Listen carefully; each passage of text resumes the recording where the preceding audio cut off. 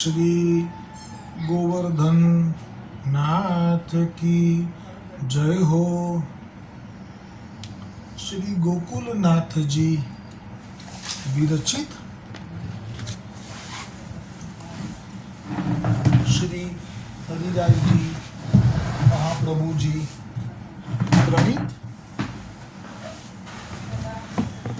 84 वैष्णवन की वार्ता। अब वार्ता क्रमांक जो अधूरो હતો 81वो, जो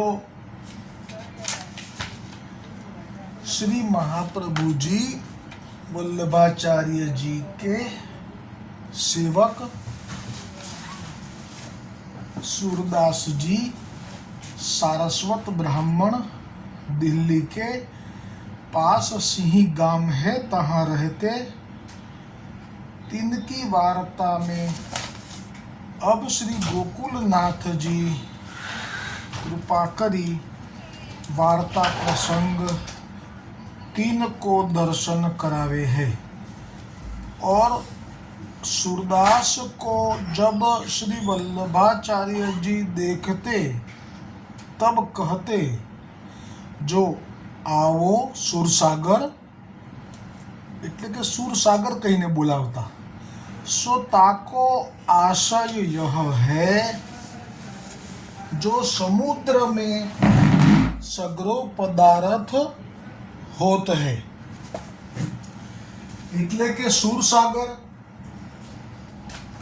નો ભાવ શ્રી ગોકુલનાથજી આપ જ વર્ણન કરે છે कि ताको अर्थ यह है, आशय यह है, जो समुद्र में सगरो पदार्थ होत है, तैसे ही सूरदास ने सहस्त्रावधि पद किए हैं। तामे ज्ञान वैराग्य के, न्यारे न्यारे भक्ति भेद के, अनेक भगवद अवतार, सो 3 सबन की लीला को वर्णन कियो है।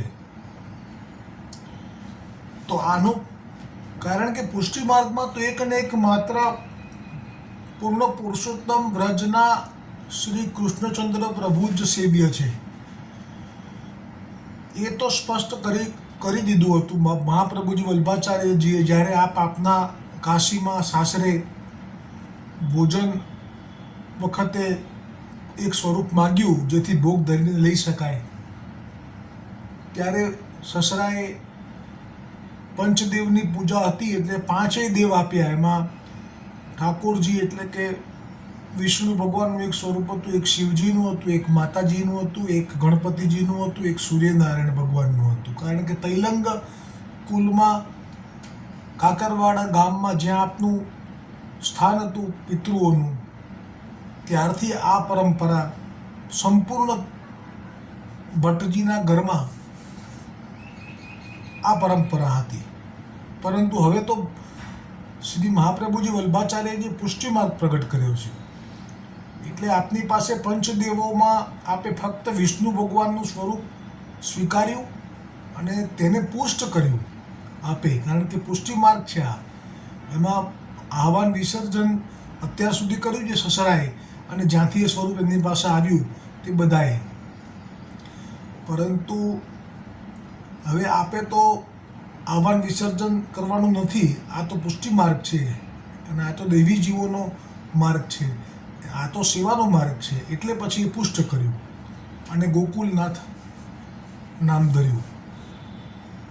બાકીના સ્વરૂપોની સેવા આપણા માર્ગમાં નથી, અને કોઈ કદાચ એમને ન માને ન નમે દેવીઓને કે દેવને મહાદેવને, તો પણ એમને કોઈ અપરાધ નથી, એવું મહાપ્રભુજીનું સામર્થ્ય છે। અને દેવતાઓને પણ મહાપ્રભુજીની આ આજ્ઞામાં સંમતિ છે।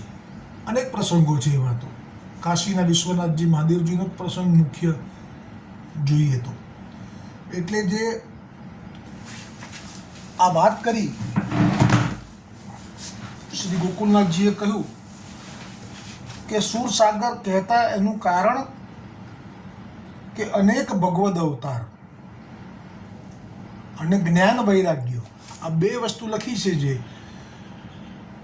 કહી રહ્યા છે જે ગોકુલનાથજી, એ ભાગવતજીના 12 સ્કંદનું જ્ઞાન મહાપ્રભુજીએ જ આપે પુરુષોત્તમ સહસ્ત્ર નામનું જે ગ્રંથ આપે ભણાવ્યો, એમાં આ 12 સ્કંદને મુખ્ય જે લીલાઓ છે, જેમ કે ગઈકાલે મેં વર્ણન કર્યું હતું કે સુરદાસજીએ આજે કહ્યું કે જ્યારે ગર્ભમાં જીવ હોય છે ત્યારે એમ કહે છે કે હું ભગવાન તમને ભજીશ, તો એ પ્રસંગ આપે લીધો 3જા સ્કંદમાંથી. એમ 12 સ્કંદનું ટૂંકમાં વર્ણન કરી અને એક ગ્રંથ આપે પ્રકટ કર્યો હતો ગોપીનાથજી માટે, કારણ કે ગોપીનાથજી પણ મર્યાદા માર્ગી હતા અને એમને મર્યાદા માર્ગી હોવાને કારણે 12 સ્કંદ વાંચવાનો રોજનો નિયમ હતો. અને એ રોજના નિયમમાં ક્યારેક જ્યાં સુધી એ શરૂ ન કરે તે પૂરું ના થાય. જો મોડું શરૂ કરે તો મોડું પૂરું થાય. તો અહીંયા વલ્લભ ગુરુમાં તો સાથે પ્રસાદ લેવાનો એક સુંદર નિયમ જ છે પહેલેથી. શ્રી ગુસાઈજી બી આપના 7 લાલનો સાથે જ બિરાજતા, તો મહાપ્રભુજી પણ આપના 2 લાલનો સાથે જ જ્યારે પણ આપ ઘરે અડેલમાં બિરાજતા હોય ત્યારે સાથે જ બિરાજતા બધા ભોજન લેવા. એમાં ગોપીનાથજીને મોડું થઈ જાય એટલે વલ્લભ પૂછે કે કેમ હજી નથી આવ્યા અમારા જયેષ્ઠ લાલન? તો કહે છે કે તો ભાગવતજીના 12 સ્કંદનો પાઠમાં અવેર થઈ છે. પછી આપે આજ્ઞા કરી દીધી ગોપીનાથજીને, અને એ વખતે જ આ પ્રકટ કર્યો પુરુષોત્તમ સહસ્ત્ર નામનો ગ્રંથ. એમાં પ્રથમ સ્કંદથી 12 સ્કંદ સુધીમાં જે મુખ્ય લીલાઓ છે એના એક શબ્દોમાં નામ એવી કૃપા કરી, અને આપે આપના સામર્થ્યથી એવો આશીર્વાદ આપ્યો.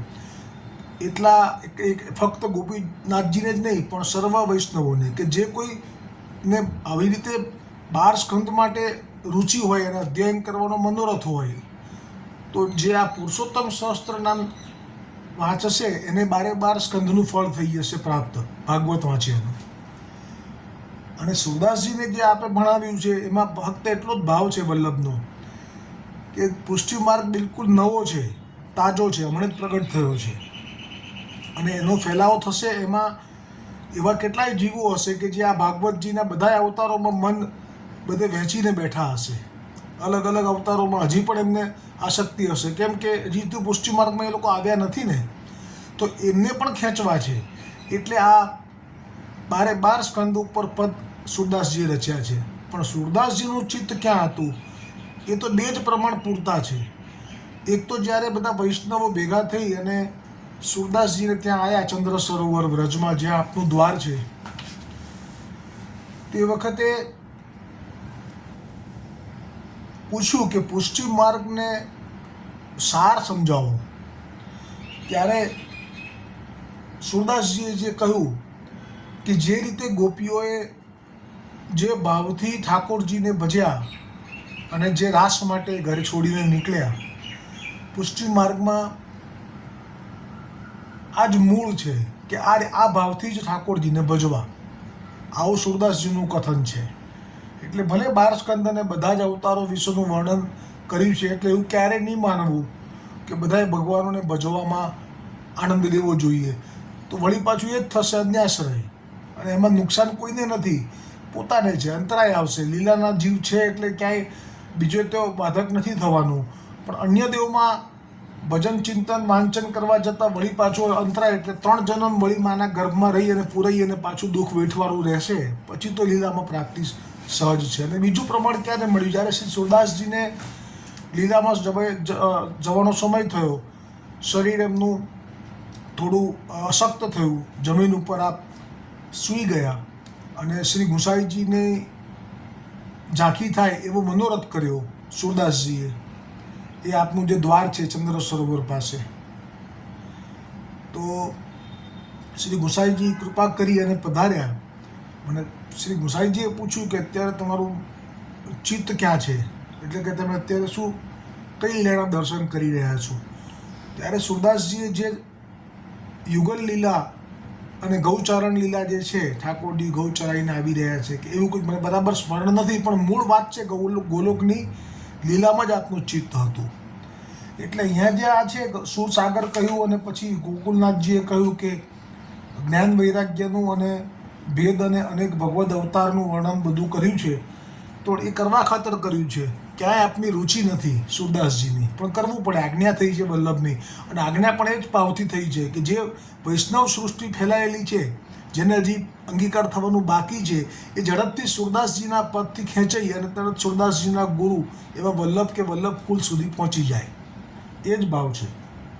કારણ કે આપે તે વખતે જે વૈષ્ણવે પૂછ્યું હતું જ્યારે સુરદાસજીના ઘરે આવેલા ત્યારે કે અમને એ પણ કહો કે જ્ઞાન અને ભક્તિમાં શું ભેદ છે, ત્યારે આપે અત્યારે અહીં લખ્યું છે શ્રી ગોકુલનાથજીએ કે આમાં જ્ઞાન વૈરાગ્યના પદો રચ્યા છે, પણ ત્યારે આપે પ્રશ્ન જો પૂછો વૈષ્ણવ ત્યારે આપે તેવી જ આજ્ઞા કરી કે જ્ઞાનથી પ્રભુની પ્રાપ્તિ, પ્રભુના રસનો અનુભવ થઈ શકતો નથી, જે ભક્તિથી થઈ શકે છે. હવે આગળ શ્રી ગોકુલનાથજી કહે છે, સો તીન सबन की लीला को वर्णन कियो है, पाछे उनके पद जहाँ तहाँ लोग सीखी के गावन लागे. सो तब एक समय तानसेन ने एक पद सूरदास को सीखी के अकबर बादशाह के आगे गायो. सो पद. હવે તાનસેન છે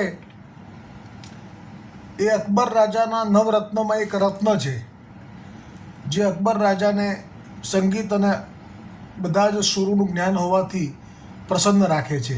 અને જ્યારે જ્યારે પણ અકબર રાજા ઈચ્છા કરે ત્યારે એ ગાન કરે છે. અકબર તાનસેન એ શ્રી ગુસાઈજીની કૃપાથી સેવક થયેલો છે, અને તેથી જ તેમની ઉપર કૃપા ગોવિંદ સ્વામીએ કરી હતી અને તેમને પદ શીખવ્યા હતા. લીલાઓનું અલગ અલગ વિવિધ લીલાઓનું પદ સાથે જ્ઞાન આપ્યું હતું. હવે એમણે આ એક પદ સુરદાસજીનું બાદશાહ પાસે ગાયું. રાગ નટ. यह सब जानो भक्त के लक्षण,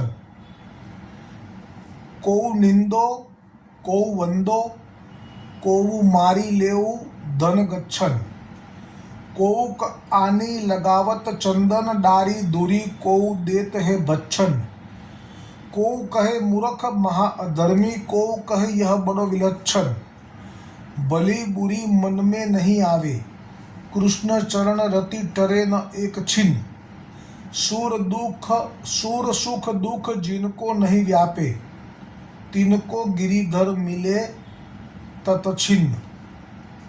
આ સુરદાસજીની રચેલી રચના છે. એને અહીંયા સુરદાસજીની આ રચનાને તાનસેનજીએ અકબર રાજાની દરબારમાં એમની સામે આ ગાયું. આનો અર્થ થાય છે કે યહ સબ જાનો ભક્ત કે લક્ષણ, એટલે કે આ જે હવે વર્ણન થઈ રહ્યું છે સુરદાસજી દ્વારા, એમાં બધા ભક્તોના લક્ષણ આવશે. પહેલું લક્ષણ, કોઈ નિંદો કોઉ બંધો કોઉ મારી લેવું ધન ગચ્છન, એટલે કે જો કૃષ્ણનો ભક્ત છે અને કોઈ એની નિંદા કરે છે, અથવા કોઈ એને વંદના કરે છે બે હાથ જોડીને, અથવા કોઈ એમને મારે છે અને એમનું ધન બધું લૂંટી લે છે.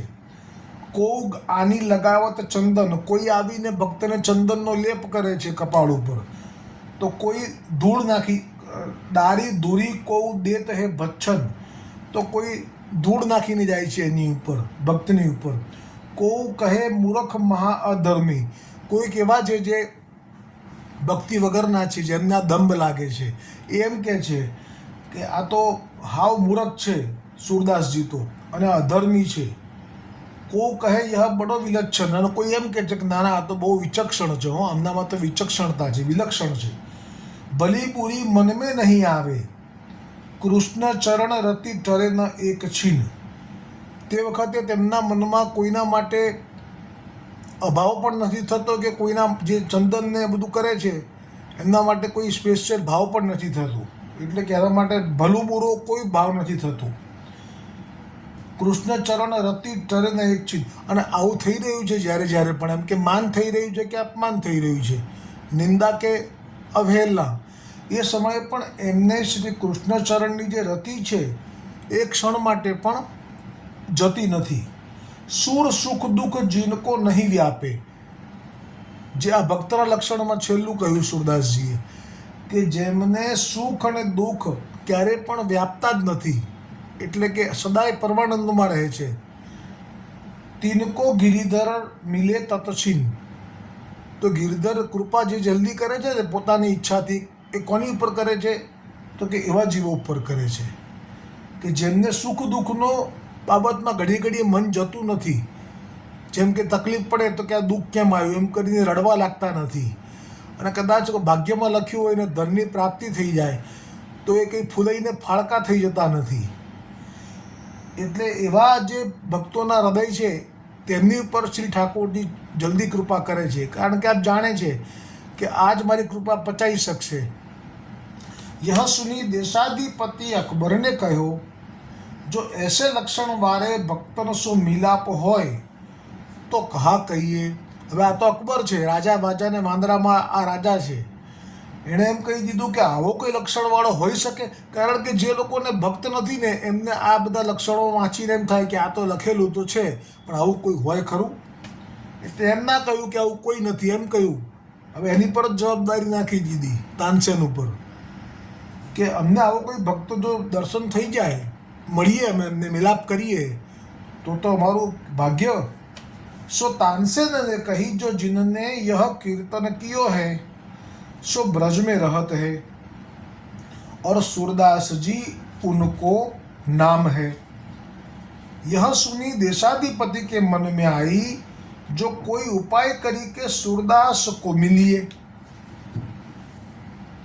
પાછે દેશાધિપતિ દિલ્હીથી આગ્રા આવ્યો.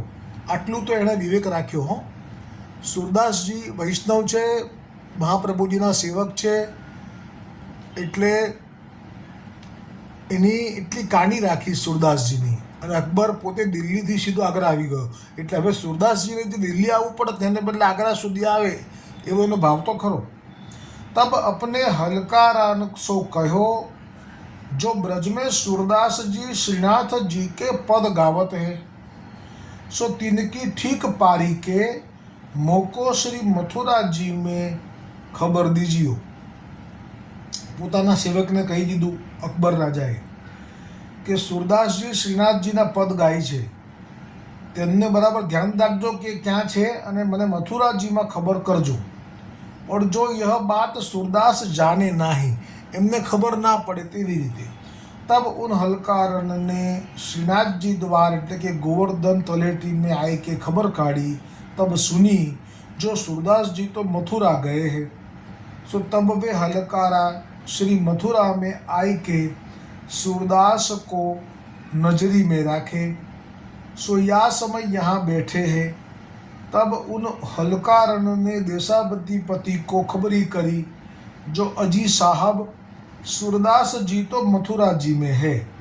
तब सूरदास को अकबर बादशाह ने 10-5 मनुष्य बुलाई वे को पठाए. तो અહીંયા એક વચ્ચે વાત આપને સ્મરણ કરાવી દઉં કે અકબર રાજા મુસ્લિમ મ્લેચ્છ રાજા હોવા છતાં પણ એ દૈવી હતો, અને એનું આવશે વર્ણન કયા વાર્તાજીમાં છે મને બરાબર સ્મરણ નથી, સુરદાસજીમાં છે કે બીજામાં, પણ એમાં સ્પષ્ટ લખ્યું છે કે પૂર્વજન્મમાં એ બ્રાહ્મણ હતો અને ગૌને દોહે, દૂધ એનું દોહે, એ વખતે એમાં ગૌના શરીરની રૂંવાટીની રજ તેના મુખમાં આવી ગઈ દૂધની સાથે, અને તેથી એ મ્લેચ્છ થયો હતો. એટલે દૈવી હતો, લીલાનો જ જીવ હતો. અને પછી એટલે જ એને એવું પણ સંભળાય છે કે એ પોતે એવા સત્તા ઉપર હતો કે એની સત્તા ઉથલી જાય. જો ખબર પડે કે એ હિન્દુ ગુસાઈજીથી સેવક થયો છે તો એની સત્તા જતી રહે હાથમાંથી. એટલે એણે એ જાહેર નહોતું કર્યું, પણ એ ખરેખર સેવક થઈ ચૂક્યો હતો ગુપ્ત રીતે.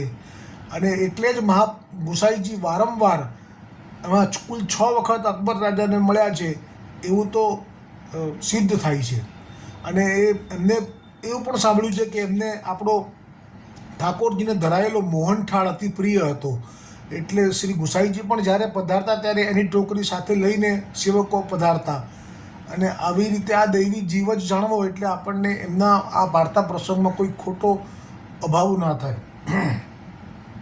सो सूरदास जी देशाधिपति के पास आए तब देशाधिपति ने उनको बहुत आदर सम्मान कियो। पाछे सूरदास जी सो देशाधिपति ने कहो, जो सूरदास जी तुमने विष्णु पद बहुत किए हैं, सो तुम मोको कछु सुनाओ। तब सूरदास ने अकबर बादशाह के आगे यह पद गायो। सो पद आ पदनो विस्तार है, एमां 25 टूंक है, एमांथी अमुक ज टूंक लईशुं, बाकी तो आपे पुस्तकमां वांचवी। राग बिलावल। मनरे तू करी माधो सो प्रीति, काम क्रोध मद लोभ मोह तू छाड़ी सकल विपरीति। भंवरा भोगी बन भ्रमेरे मुद न माने माप, सब कुसुमन को निरस करे रे कमल बंधावे आप। सुनी परमित प्रिय प्रेम की रे चातक चितवे वारी, धन आशा सब दुख सहेरे अनंत न जाचे द्वारी। देखूं करनी कमल की रे कीनो रविसो हेत, प्राण तजे प्रेम ना तजे रे सुक्यो सर ही समेप। એટલે અનન્ય આશ્રયના ભાવ સાથેનું આ પદ છે। એમાં જેમ કમળ જે છે એનો પ્રેમ સૂર્યના કિરણોમાં છે, એટલે એ ક્યારે પણ તે પ્રેમને ત્યાગ કરતો નથી, પછી ભલે સુકાઈ જાય। દીપક પીર ન જાન હી રે પાવક પરે પતંગ। જેમ પતંગિયું હોય છે એ અગ્નિને જુએ છે અને અંદર પડે છે, એ વખત એને પીડા નથી અનુભવાતી, પણ પ્રેમ છે એટલે પીડાનો અનુભવ નથી થતો। તન તો તીહી જ્વાલા જર્યો રે ચિત્ત ન ભયો રસભંગ, મીન વિયોગ ન સહિત શકે રે નીર ન પૂછે બાત।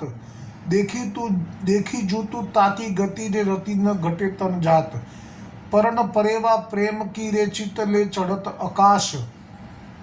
तहाँ चढ़ी ताही जो देखी हीरे भू पर लेत उसासा। प्रथम 6 टूकનું વર્ણન કર્યું, હવે છેલ્લી 6 ટૂક।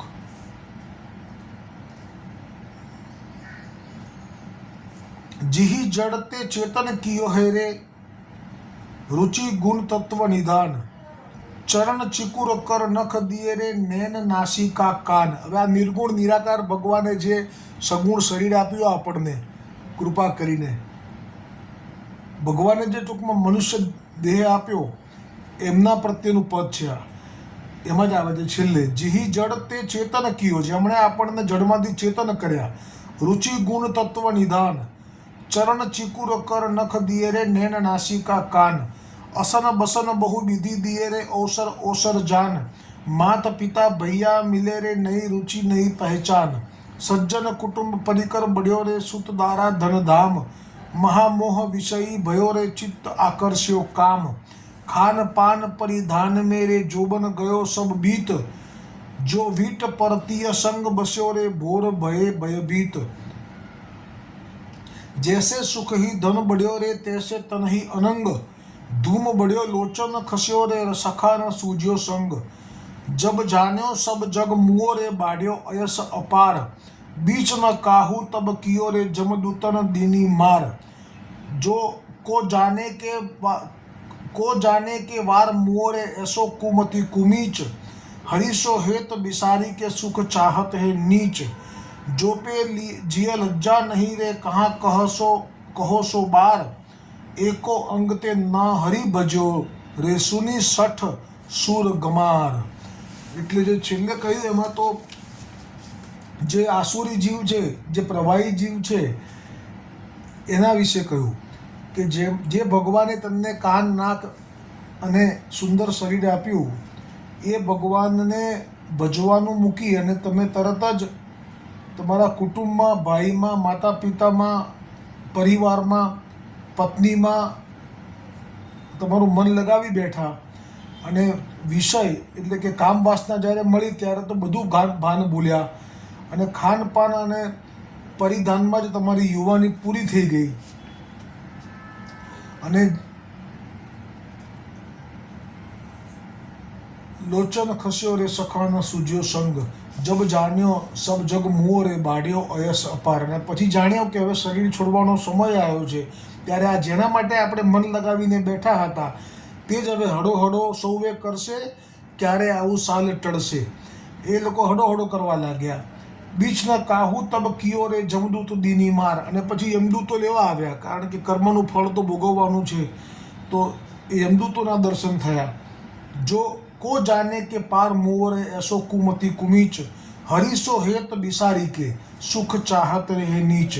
એટલે કે જેમણે માનવ શરીર આપ્યું છે એમનું ભજન તો કરવું જ નથી અને છતાંય સુખ મેળવવું છે. એવું સુખ મેળવવું છે કે જે ભજન વગર મેળવવું છે. એટલે એને નીચ કીધો કે એવી રીતે નહીં મળી શકે સુખ. જો પે નિય જીય લજ્જા નહીં રે કહા કહો સો બાર, એકો અંગ તે ન હરી ભજ્યો, એક અંગથી પણ હરી ભજ્યા નથી. સુની સઠ સુર ગમાર.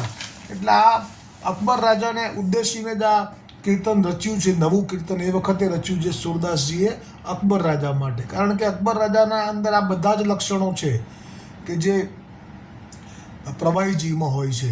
કારણ કે રાજા છે એટલે એને તો ભોગ ભોગવવામાં જ મન હોય. ભાવ પ્રકાશમાં શ્રી હરિરાયજી કહે છે, સો ય પદ કેસો હે જો યા પદ કો સુમિરન રહે તબ ભગવત અનુગ્રહ હોય और मन को बोध होय और संसार सो वैराग्य होय और श्री भगवान के चरणारविंद में मन लगे तब दुसंग सो भय होय सत्संग में मन लागे सो देहादिक में ते स्नेह घटे और लौकिक आसक्ति छूटे जो भगवान को प्रेम है सो अलौकिक है सो ताके ऊपर प्रीति बढ़े. यह सुनी के देशाधिपति એટલે કે અકબર રાજા બહોત પ્રસન્ન ભયો. અને પછી શું થયું એમાં પરીક્ષા આવશે. હવે પાછે દેશાધિપતિ કે મન में आई जो मैं सूरदास की परीक्षा लूँ, अभी प्रसंग आवશે આવતીકાલે. श्री वल्लभाधीश की जय हो, श्री गोवर्धन नाथ की जय हो.